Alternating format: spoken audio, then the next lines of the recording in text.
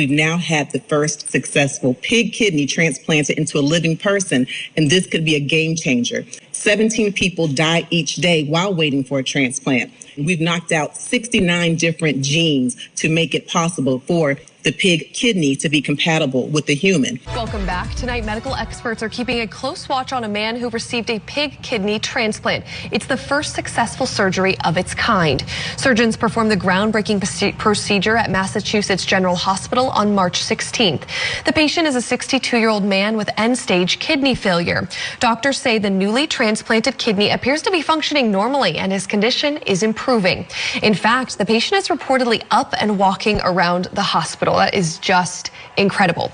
We're joined now by Dr. Frita McRae-Fisher, the founder and president of Midtown Atlanta Nephrology and medical director of a nonprofit dialysis unit. Dr. Frita, thank you so much for being with us here on the debrief to talk about really it's a medical miracle because our body's immune systems naturally reject something foreign.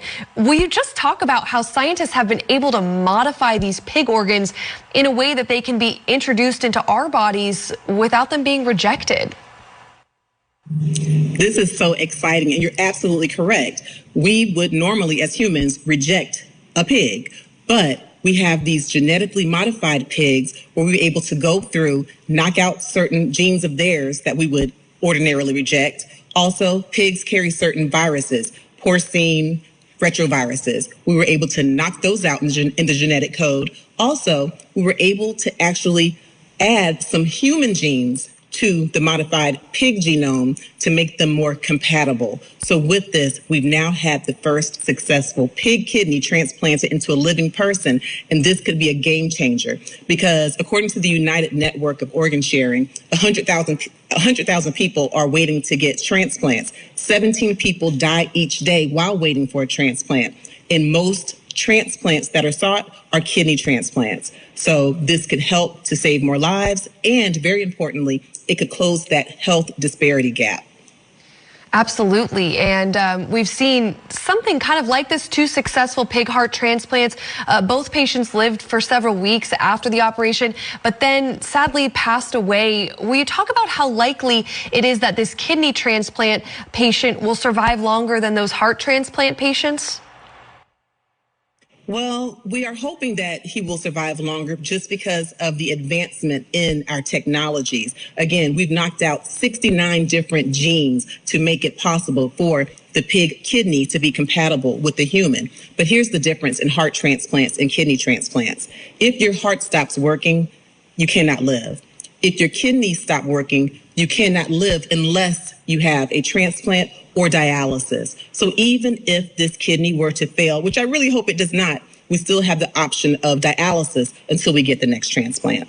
That's a really good distinction there. And we talk about what is it about pigs that make their organs good candidates for transplants in humans. I mean, obviously, as you said, kidneys are the #1, needed organ. So it seems like this is something that could be scalable to help so many people that are on the organ transplant list. But we talk about why this animal was selected and your hope for, what pig organs can do for people across the country. Well, I'll tell you, Alexa, when you think about which animals are most like humans, you might think of something like a baboon, right? Which is true. They may be more genetically compatible, but they tend to have more viruses that our bodies have difficulty fighting. And so with the pigs, #1, the pig kidney is about the same size as a human kidney. And because pigs, instead of just having one offspring at a time, they'll give birth to litters, that's more kidneys, more potential. And so that had a lot to do with it. We have the ability to knock out the pig viruses, and so it's less likely that they'll kill us than some of the other animals, and we can produce a lot of pigs at the same time, and it just seemed to be the most compatible animal to genetically modify for this miracle for today.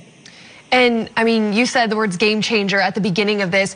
Will you talk about how could the success of this operation transform organ donation and the thousands of patients that are in need of kidney transplants, their families? I mean, living with dialysis is really difficult and tough. I mean, what would this mean for families who are currently in need of a kidney?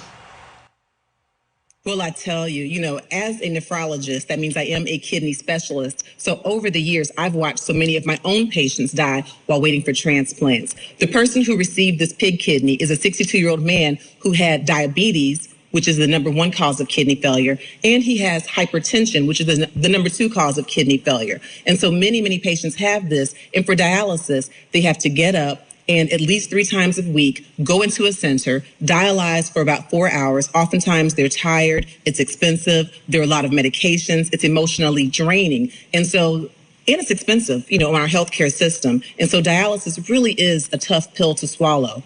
There's a disparity in people who get transplants. A lot of patients who are low income, Black patients, Latino patients, many, if you look at the numbers, don't get transplants as often as others do. With these pig kidneys, that could make the transplants more available to everyone, regardless of socioeconomic status. And it can really increase the length of lives of kidney patients and the quality of lives. That is truly incredible. And closing healthcare disparities between Black patients, white patients, other patients of color is an incredible way to close a lot of other disparities we see in society. So Dr. Frita McRae-Fisher, founder and president of Midtown Atlanta Nephrology, thank you so much for breaking this all down for us today.